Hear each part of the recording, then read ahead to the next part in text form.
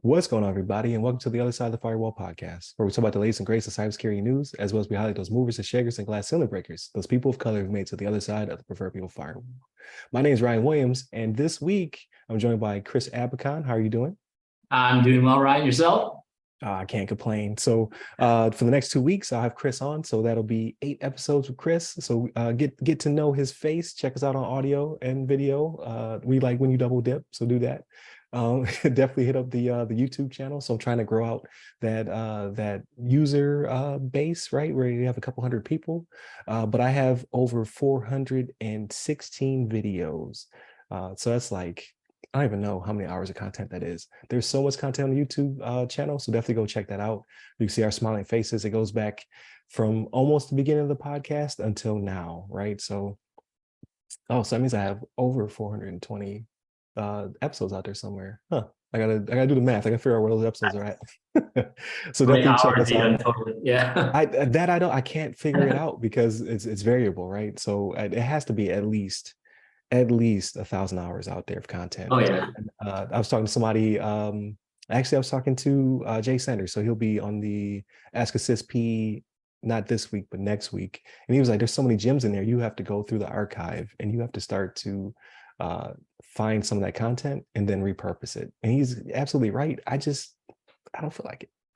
But I have to, because I feel like I'm wasting so much content, right? There's videos out there that may have only gotten a handful of views that has like some really good stuff in there I need to push back out, just maybe it more consumable, right? As opposed to an hour and a half, I push it out 4 minutes. This is 4 minutes of wisdom. Here you go. So I have to go do it. It has to happen. I have to invest in myself and make it happen. But I say all that to say, let's discuss what we're going to talk about today, right? So this is the Friday episode. This is Chris' first Friday episode.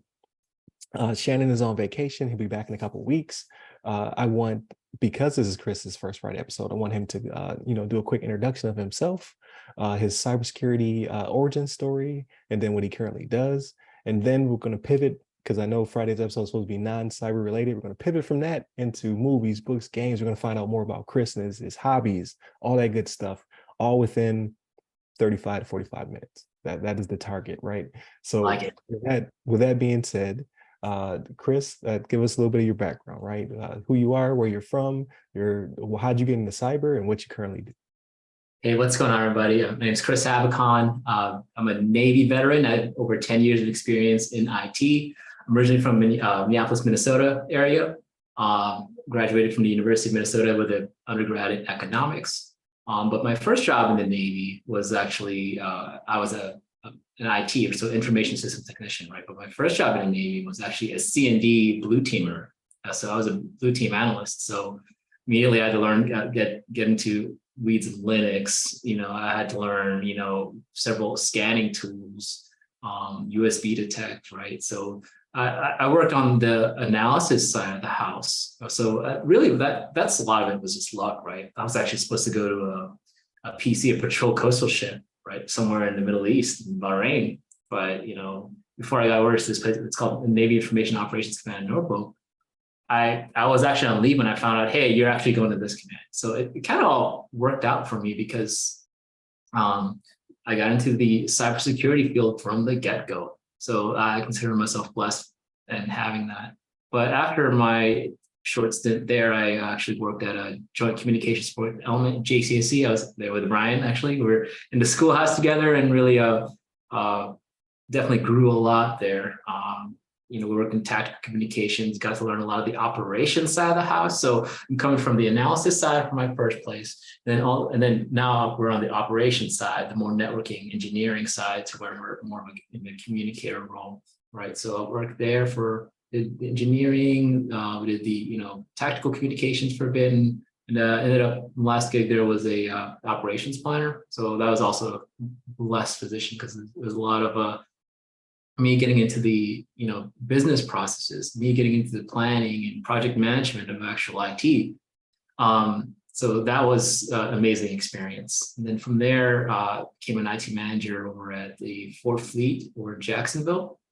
And there's where I really got deep into the cybersecurity field through something called the risk management framework. So we have a process that we go through to accredit networks. So programs of record or networks within commands, right?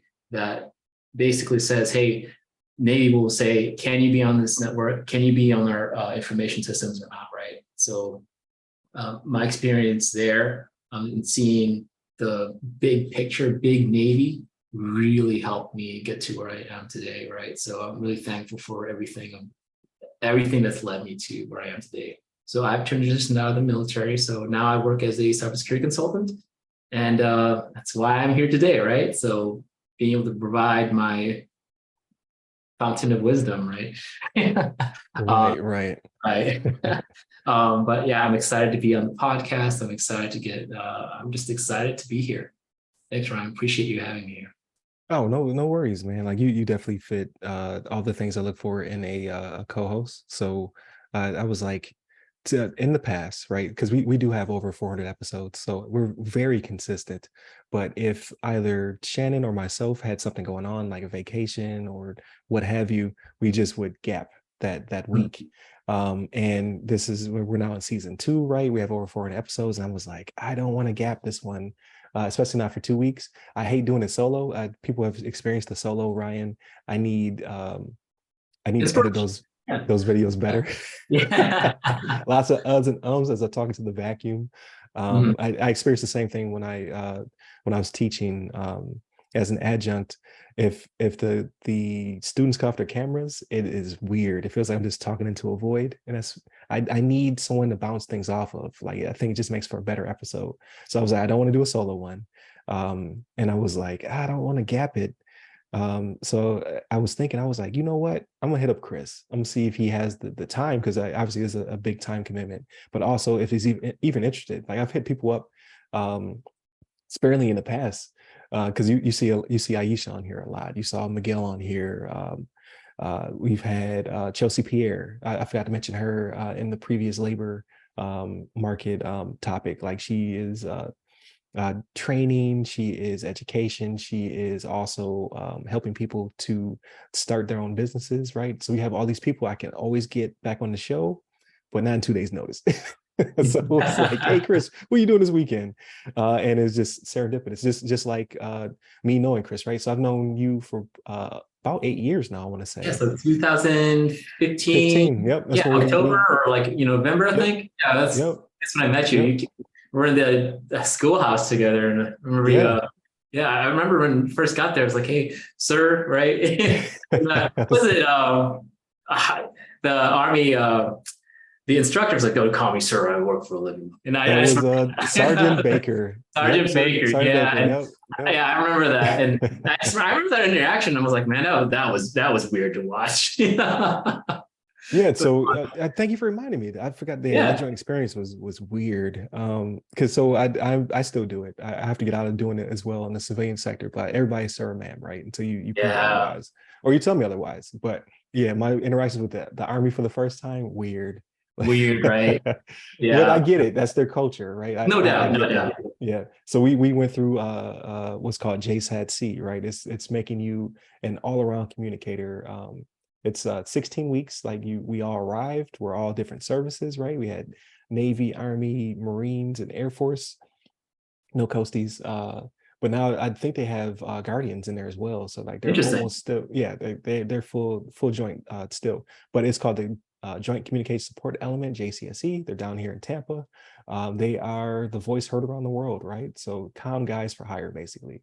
If you need something, whether you be a three-letter agency or Department of Defense, Joint Chiefs of Staff, your operators of various calibers, you come to us. We throw people out of planes. We have people in water. Like we're full spectrum communicators.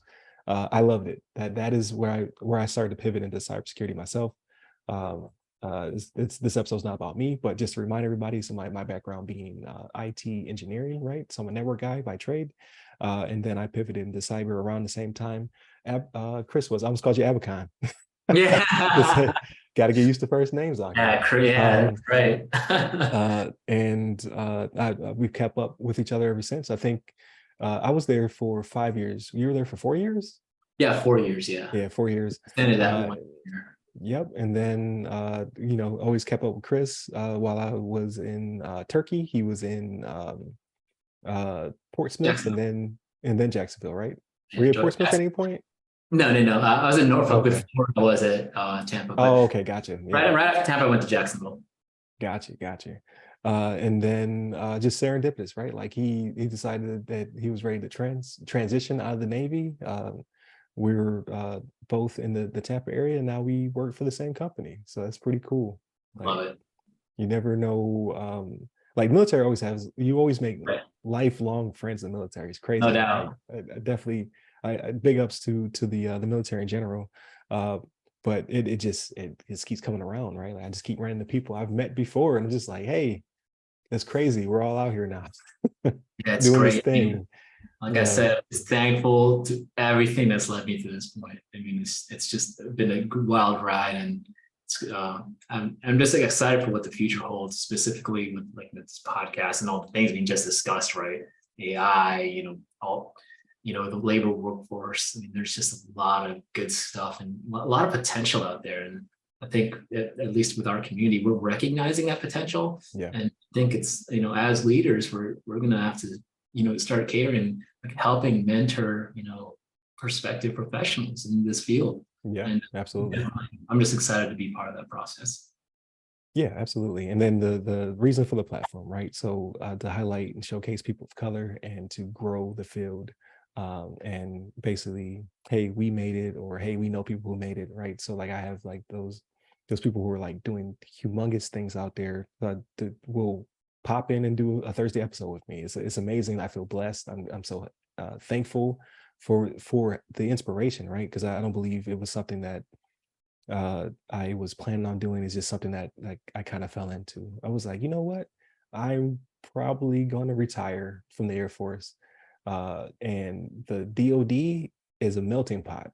The civilian sector, not so much. I need to start networking and making Right. connections, right? And then I just fell into it like I can help, right? So again, the platform's not it's not humongous. Like we're trying to get there. So definitely like, share, subscribe. I'll fit it in there.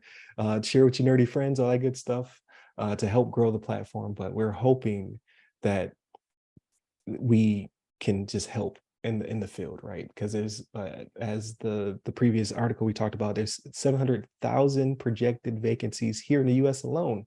That could be so much growth for our community, right? There's a job for you. You just have to figure out how to get there, and we have to help the field as well understand that if you're looking for potential, it's there. If you're looking for a CISSP with 5 years of experience, that's not there, right? Per se, like you're asking for the wrong things. We need to make sure that they're asking the right questions, looking for the right people, because the potential is there. You're kneecapping them at the ATS system, which is unfortunate. So with that being said, everything else, right? So we know your background, we know you're going to be here for the next couple of weeks, and you'll pop in from time to time as well if I can Oh, get for you, sure. if I can book you, like Yeah, you're for blowing sure. up, you're getting busy out Yeah, I there. like it. It's talent. I mean, it also helps me, well, one, really get comfortable with this platform, right? Being able to speak, to a screen by speaking in front of a group of people, right? I mean, you alluded to previously where it's like it's so difficult to talk to when it seems like you're just talking by yourself with no feedback, right? And that's to me, that's why I love the in-person meetings where you can see, hey, how does somebody looking at you, how's somebody's body language, right? Right, You those miss out on nonverbals. all of those. You miss out on all those cues that you don't really think about until you're put in a position like, hey, you're presenting these slides. But guess what? Oh crap! I made all my entire screen's my slides, and I can't see the audience. It's like, oh crap! Now I'm just reading, right? Versus hey, getting on gallery view and doing it like that. So there's little ways that you can figure out how to make things easier for you. It's all different. It's all relative based on the preferences of whoever's presenting or on the person. But yeah, there's just me getting a little bit of practice on this, or just getting myself out there. I really want to, again, I just want to say thanks for the invite and the opportunity to be here. Oh, no problem. Thank you. Like again, like everybody who stops by the show, they bring a wealth of knowledge and wisdom, and just things that are unique to themselves, and potential paths to get people into the field, right? So I love having guests on the show. And again, I just don't like talking by myself. Oh, That's not my favorite thing, right? Because then when I listen yeah. to the episodes, like yeah. Too many But and no, yeah. yeah, and No, those are all natural in speech, right? But it's just something about just you by yourself. It just makes every longer. It's like yeah. I'm always so um jealous of people that can talk without breaks or ums, right? It's so just we witnessed like, that. So again, like we know a lot of people from JCSC. So you have oh yeah, Jeff Lodick is oh my God, one of my mentors, right? amazing. Like he helped me like get the podcast rolling and stuff like that, because he's a podcast host as well as an author and things of that nature. But he's also a public speaker. And man, I was jealous. Like we went to the PMP PMI Yeah, Tampa chapter where he spoke not an or an right. And for an the hour. an hour. How? But the most amazing part is that he kept all of us engaged with techniques that we didn't even think about, right? Like at Yeah. the very end of it, he was like, hey, if you got everybody standing up clapping for you, it doesn't really matter what you said previously or something to that effect. And I was Yeah. just stunned, like, man, this is amazing. I'm not going to forget that. And Jeff, if you're listening to me, your mom, and yeah, really appreciate that. That was great. Like, again, just need a little bit of practice. Practice and really refining your craft. And then Yeah. what's gonna be hard for me is, hey, I'm gonna go back to YouTube and watch myself talking, and I'm gonna have to self-critique, right? It's a little, Oof. oh, Yes, it is. that's the most difficult part too, and it's listening to yourself, which is, and nobody likes the sound of their own voice. So I'm definitely gonna have to come up with either better microphone system or something to give myself a little bit more bass, so sound more manly, But Right, yeah, right. Tell everybody turn your bass up. yeah. No, it's all good. So what everybody's here for, right? So this episode's movies, books, games, TV shows, all that good stuff. So with that being said, how was your week? What did you do, outside of work? And what did you do over the weekend, right? Right. So actually, what I did over the week, actually, I am studying for my CISSP exam. So I'm knocking out a lot. Oof. Yeah, I'm actually. I'm not much of a reader. I tried. I read parts of the book of the official study guide where I look at gaps in my knowledge. I'll go over like Yeah. Zigbee, right? Like what the heck is Zigbee? Because I saw it on a practice exam, and I had to go back in there and look what it was. It turns out it's a secure Bluetooth protocol or mechanism, right? So I've been studying probably 2 or 3 hours a day, just going over practice questions, watching YouTube videos. And I'm very much a visual and oral learner, right? Yeah. It's difficult for me to put down and just put myself, in a position where I'm just reading unless there's nothing around me completely. And that's the only thing I can do. And I think that's the only way I could actually, put myself in a book. But I'm like, but there's so many ways to just learn nowadays with all these methods and ways of absorbing information and taking in content. Me, I like videos, and I enjoy taking practice tests. So I've been doing a lot of practice tests. I'm actually up right here. There it is. You can see that. Ooh, yeah, there Yeah. it is. Yeah, I try to knock out, and understand, right? Not just like going over and memorizing the questions. It's Right, right. understanding the questions and why ISIC 2, right, writes a question like this. So understanding the methodology of an exam, I think that's what's going to help me out. For fun, right? Right. I Say, actually yeah. do What it for fun. I actually do it, and I still I'm a big runner, right? So I enjoy exercise. I wasn't running as much as in my JCSC days, right? yeah, running down Bayshore. So if Yeah, anyone's listening to this, right? So we live yeah, in the greater Tampa area. So Bayshore is the longest continuous, right? sidewalk, yeah, longest sidewalk in the contiguous states. Is that the way it Hmm. is? I don't know. The thing is like 10 miles Um, long. It's like 10 miles of beachfront. Like people who live there are multimillionaires. I think it's Uh, closer to like 4.5. I'm not sure, but from like, what is it, oh yeah, Ballast from back Park, and forth. Yeah, yeah. Ballast Point Park to downtown Tampa. right? What is it? There's no stoplights or anything actually until you get to the convention center area, right? That little Yeah, bridge. you can But run you all the can way go down. the entire way without ever having to, cross the street, which is Mhm. really the appeal for that road. And I think you're going to look at the fact that you'll see these military guys with boots and big backpack Right, trucks, yeah. every And now then and now. the beautiful people where you're just like, where do you work at? Like, how do you afford to be over here? Right. Yeah. Right. I mean, it was always great because you'd see the same people, right? What was it? Was it Friday mornings? Friday mornings, whatever. It might be a run or it might be a ruck or, ruck march is when Yeah. when you put a heavy backpack on, and just It's how you walk get your as fast as disability. right. That's the key to disability is ruck. Rucking. Yeah, Ruck is the answer. Like my knees still definitely. hurt. Like, why Oh did we yeah. do that? You want disability. So I in my I purpose never did not rucked make me after. I never had to ruck after. Like I right. rucked and then I broke myself. It's like, bro, Right. why? I remember those first blisters. I was like, oh my goodness. Because apparently there's techniques. You're supposed to wear specific type of socks and make sure you're using foot powder or, just things that you could dry, right? There's a Yeah. lot of these ways, of course, being in an joint environment, meaning multiple services, right? Me being Navy, that was the first time I ever put it on a rock when I went to a joint command, right? So it was definitely a blast. But yeah, what was I talking about? Running, right? So we Yes. used to run a lot.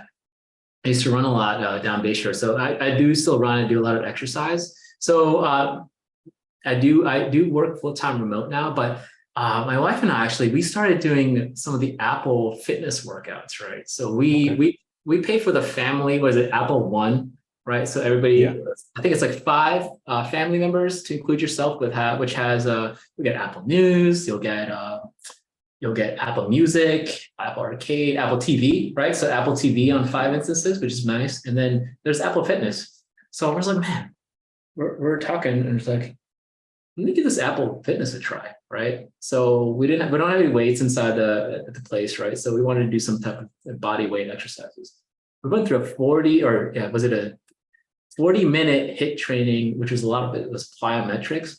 Yeah. And I'm very impressed with Apple Fitness. It's actually a pretty legit and fantastic way to get in shape or maintain shape. So we did that a few times this week.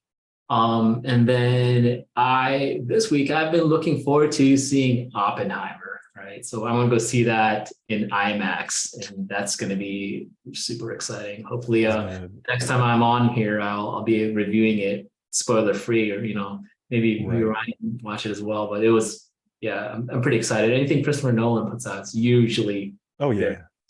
awesome. Yeah. So first off, good luck to you and your vision. If you're going to the IMAX to watch the Barbie drop, you're Yes, I scarred actually did. corneas, scarred corneas. But thing number two is I probably will not go see it in theaters. I do want the experience, but it's too long. That's Mhm. too long. And I get it. It's going to be 3 great. hours. But 3 hours. I need the ability to watch it in my own home where I can hit pause, like go to the bathroom, where I can pick it up the next Right. day. Like the Justice League Snyder cut. Like that was Mhm. perfect. It was in my house. I watched over 2 days. So I'll probably do the same thing for Mhm. Oppenheimer. Like So the I'm gonna Lord of miss the Rings out. extended editions. Just like, hey, I Yeah. can't watch it one way. It's way too dang long.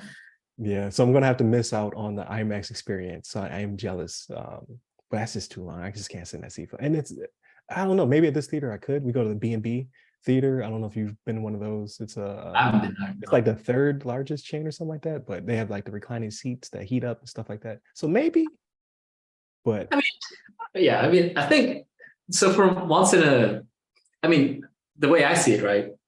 It's only gonna be an IMAX for so long. So I want to experience this right. movie to its fullest, right? I didn't get to see what was it? Not Interstellar, but it was the Tenet. I didn't get to see Tenet at IMAX, and I wish I did because I loved that. Okay, gotcha. Interstellar, right? IMAX, incredible, right? So it's just once in a lifetime. I'm not going to get the opportunity, and whenever Oppenheimer goes straight to streaming in like a few months, I'm not sure, right? It's been different depending on the movie, but I mean, some movies have been streaming it after 2 months in theaters, right? Which is Right. just crazy to think about, right? So the incentive to even go to the movie theaters, knowing that it's going to be on streaming, there's not a lot of it, unless you have stuff like this where, hey, you're not going to be able to experience the sound, the sights. Right. It's an event. Yeah. Yeah, it's an event, right? It's an event, and that's how I treat Nolan movies. So I'm just excited to see it. I'm super pumped to see it. And I did have to plan like 2 weeks in advance because like it is a time commitment, right? Right, exactly. No, that's awesome. That's awesome. I can't wait to hear about your experience. Like, and I will see it. I think I'm going to wait for it to stream. And it, like you said, probably like 3-4 months it'll be on some stream. I don't know if it's going to be HBO because him and HBO are. HBO is usually the first. Yeah. It might be it may be like who owns this movie? It's not Warner. Is it? I don't remember. Universal, maybe? I don't know, but it'll be on one of these various streaming platforms in the next 3 to 4 months. I can't wait to see it. Come hear really great things about it. And there's also some backlash because there's some parts are omitted, right? Like I didn't know that his lab area, like where they built his labs, people live there and they were forced out. So that's a big controversy. Yeah. So like if you look at social media, there's a lot of information that was kind of historically buried about how that all experience, like, and that's not to tarnish or ruin the movie experience, because it's not just because it's not talked about doesn't mean that it's going to make it for a bad movie. However, I think it coming out and then having the history talked about is an awesome on-ramp to learning about eminent domain and how it impacts communities and things of that nature. So I think that's actually good for this movie to come out, for us to find out about how the government was just like, yoink, like all this land, we need this, right? And how it displaced families and it still impacts them to this day. So I would definitely, I'm going to learn more about it because of this movie, which is cool, right? Because that history would still be buried. And it's good. Like if you don't learn from your history, you're doomed to repeat it. So it's good to see things like this pop up. So I think both of those things can exist in the world and it not be a right or left situation, right? Because how the social media is taking it. So go experience the movie. You want to see the movie. Like it's not gonna benefit or harm the people who are already harmed in the domain situation. But now you can go and learn about those people and potentially how you can support them as well. So I think it's a win-win type situation based upon, a lose-lose with the eminent domain and the atomic bomb. You know what I mean? People are forgetting about that. Like, so hopefully the gravity of that's also in this movie, because that'd be interesting. And I think Nolan will do it right. So I'm very interested in seeing it once it's at my crib. So, but you said with running, so I remember you used to run like 10 miles. You still doing that? Not recently. I haven't been. I mean, I want to run the Gasparilla here next year because I haven't done the half marathon. I did a half marathon last year. So I actually did 2 last year, right? Oof. I was getting back to that peak, fitness, but then I kind of overdid it and I kind of hurt myself and I realized I'm not as young as I used to be. I'm 35 now, but like, I think I don't know, maybe I think the prime of a man's, at least male, endurance, probably like late 20s, early 30s. And I'm like, so my recovery times are less, but yeah, I did 2 early last year. So that was the last time I ran a half marathon, but I ran the Gasparilla, right, since I left Tampa. Right. Okay. So that's going to be exciting. So I ran the Gasparilla since like 2019, actually. Maybe it's 19 or was it 20? Either way, I want to do it again. So I need to build back up. So the way that I train for running is that throughout the week, at least the work week, I do, shorter runs, right? Varying from, 2 to 4 miles, depending on if I lift or cross train that day. But what I would usually do is on either Saturday, most likely Sunday mornings, I would do a longer run. So that run would probably maybe a little bit less than half of the total miles run that week. So in my prime, so to speak, I was doing like double-digit runs on double-digit distances on that Sunday. And that's really, you don't want to run all like that all the time, but you want to be able to build up to that 13, 14, whatever miles it is your goals are. but yeah, like I'm excited to get back into it, and back into like series running. That I think the last year has been very just the transition period, right, for me getting out of the military, looking for employment, things of that nature. It's just been it's less consistent. But now that I found like home base again here in Tampa, finding that level of like comfort, we're settled here now, so definitely get more back into my hobbies.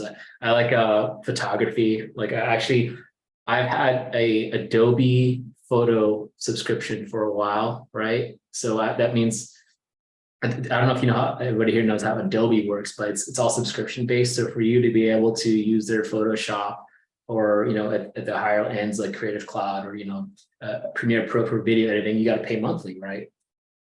So I actually installed it on my MacBook Pro, which is a creator laptop. I actually finally got to start using it once With I the heard. Retina display and all that good Yeah, stuff. Yeah, exactly. So I finally got to start using it, and actually downloaded the Photoshop beta, which actually has that generative fill, kind of going back to the AI that we were talking about yeah, earlier, but it's got that generative fill, and started really playing around with that. And it's been a lot of fun. Some of the outputs have been less optimal. Like I have a picture of myself, and you can, if you give it the right command, or prompt, I can change. Like let's say if I took a picture of this frame right now, right, just like this, and then highlighted my t-shirt area, I could actually have the AI put me in a suit, or something else, or get the background to be completely like me in the beach, right?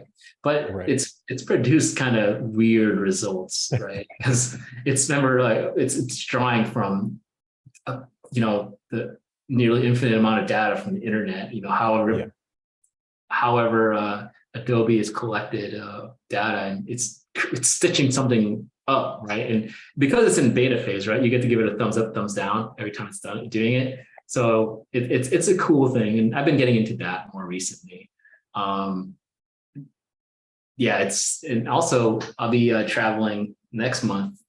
Actually, yeah, like in a few weeks here, I'll be going to Greece for a wedding, so that's gonna be That's exciting. awesome. Yeah. I don't have the creator tools, the gimbals and stuff like that, but that'd be cool to at least maybe explore, making some travel videos, just exploring the artistic side of myself, right? Right.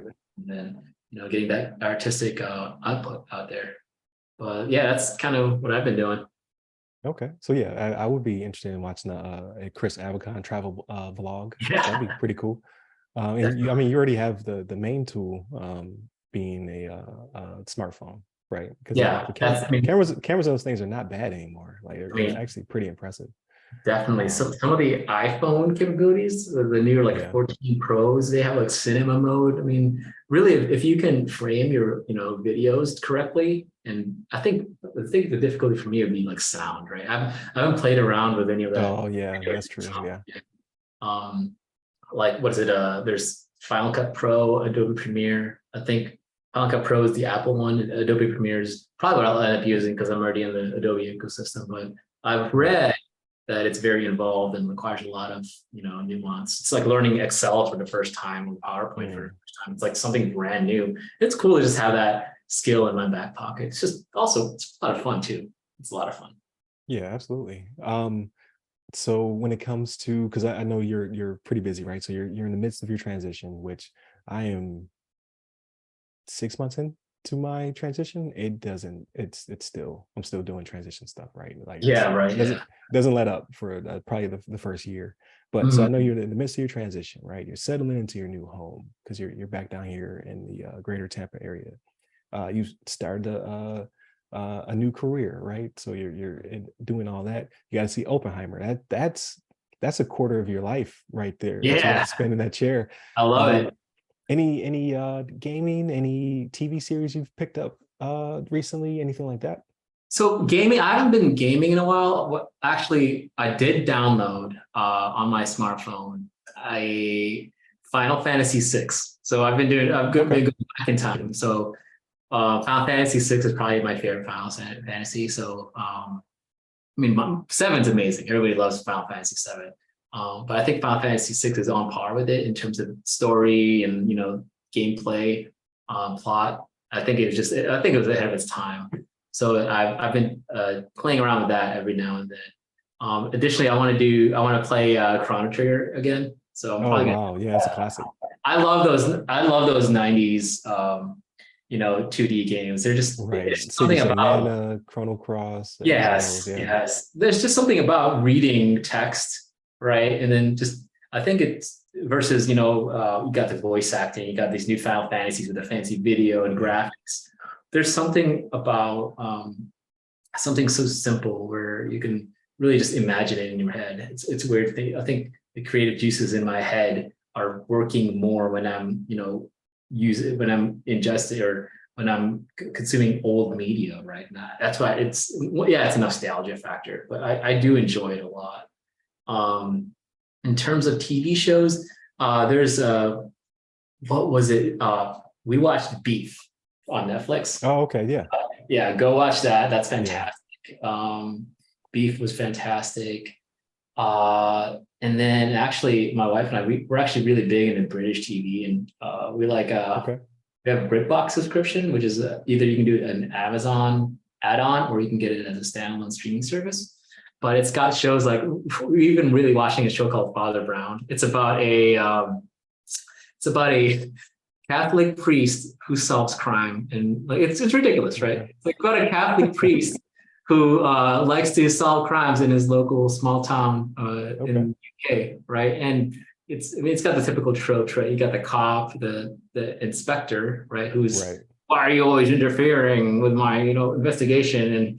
And he's really just butthurt because this priest who shouldn't have any business doing investigations is like just right. It's killing better than he is. Yeah, yeah, and it's just a silly, it's a silly concept. It's just, but it's something different with British TV where it's not too serious, right? And it's not like it's hard to describe. Right? American television has a lot of these flashy, has a lot of these aspects of look at me, pop, right? Fancy music or the quick what's it when it's only the sound when it's doing that excited yeah, audio noise where it's just like a right. right, A lot of American TV is like that. You watch any like crime show, it'll have something just over dramatized. Versus British TV, I think it's definitely more even keel when you watch it. It's just like mhm, very dry humor, and I think we enjoy that a lot. I think some of it's just better written. I mean, but that's just we really like British television. I think we just have a crime who done it, they call it, right? Who did it, right? Who did right, the right. who performed the crime? We just love that type of TV. And Yeah, that's awesome. those are my recent entertainment ventures. That's awesome. So this episode structured a little bit differently because I definitely wanted to get your kind of like a semi interview, right? So people get to know who you are. So that way next week, Mhm. uh, like it will go right into the regular rigmarole, the ebb and flow, and all that good stuff. So I'm gonna land the plane 3 minutes. I'm gonna run down my week in 3 minutes. I'm gonna also end the episode, right? So I can hit those time constraints as well as get you into Oppenheimer, right? Because Yeah, I promise we'll be done at a certain time, and that's where we're gonna be at. So heck yeah. first off, so quick recap. First off, we are now mortal enemies because I also have an Apple One subscription, but I do not mess with their fitness because we're a Peloton family over here. We only rep Peloton things, all right? We got the Hell tread, yeah. we got the bike, all right? That's what we do over here. Got the shirts. All right. Right. So now we are now no longer cool. But no, that's great that you're still in the fitness. I have not had the treadmill in a couple of weeks. I promised that on Monday I was going to start it up again. I run treadmill because my knees, back, and feet have seen better days, and the low impact is better for me. So I do not run outside if I can help it. Thing number two, I did not get any gaming in this week because work has been kicking my butt. But I planned on next week, I'm going to put Zelda in. I'm going to play it. It's going to happen. All right. I'm going back to Tears of the Kingdom. That game is Go. amazing. Let's Uh, go. I I did get in a show. So I've been watching Zom 100, the anime. It's on Netflix. Um, it starts off kind of regular anime trope, zombie type situation, but it's starting to change, right? It's talking more about uh less about the zombies and more about the other characters. And I talked about this with Shannon in the past. Like he did not like The Walking Dead, but it feels more like Walking Dead than it does a normal zombie anime. So I'll definitely suggest it's on Netflix. It's pretty cool. I like it. And then I'm starting up Foundation season 2. So Foundation is on Apple Plus. Season 1 was a little dry, it moved a little bit slow. However, season 2, it's about to go down. At least that's what they allude to in the trailers, right? So I'm going to start that one up. And I see Invasion's coming back. So Invasion, I did not like the first season. It was very slow. They would not show me the thing, and then when they finally did show me the creature, I was less than impressed. And oh, there was a movie. What movie did I watch? I watched Bird Box Barcelona. I got that in. So I watched the first Bird Box. It was on Netflix. It was a hit, right? Like everybody went crazy. Sandra Bullock, like crazy sci-fi horror. The second one feels the budget's a little bit smaller. The characters are all people I did not know before, but it progressed the world, right? It's world building. They're trying to turn it into a series. So I would suggest if you like the first Bird Box, watch this one, but don't expect Sandra Bullock like caliber, right? We want to continue the series, but we don't have Sandra Bullock money all the time. So if you support and you watch it, there might be another Bird Box in a different location, right? Because they're trying to show like the perspective from all over the world and kind of how we're trying to figure out like what is going on and how we can go back to normalcy. And if you like the torture, trope, like you see the thing and then you automatically off yourself, it had that in spades. So if that's your thing, you'll also like the series. But that's it. That's me for the week. So again, I greatly appreciate you come on the show, Chris. I'm going to have you on next week. Definitely for those who are listening, check out this. We have a full week for the next 2 weeks. So Monday, Tuesday, and Wednesday were our topics where we talked about the SEC's new rules. We talked about AI mirroring and the implications of it on people and on potential bad actors using it.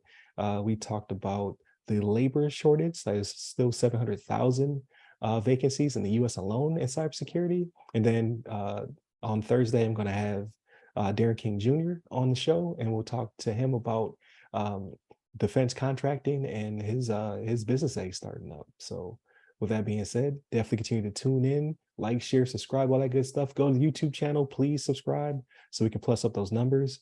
And I look forward to seeing you guys next week. So hit me up at RY Security Guys, RY Security Guy, LinkedIn, Clubhouse, Twitter, and Threads. And where can they find you, Chris? You can find me on LinkedIn, just Chris Abacon. So last name is spelled Abacon, so it's pretty easy to find. But definitely hit me up, send me a message. You want to talk shop or talk cybersecurity, I'm there. There it is. Stay safe, stay secure.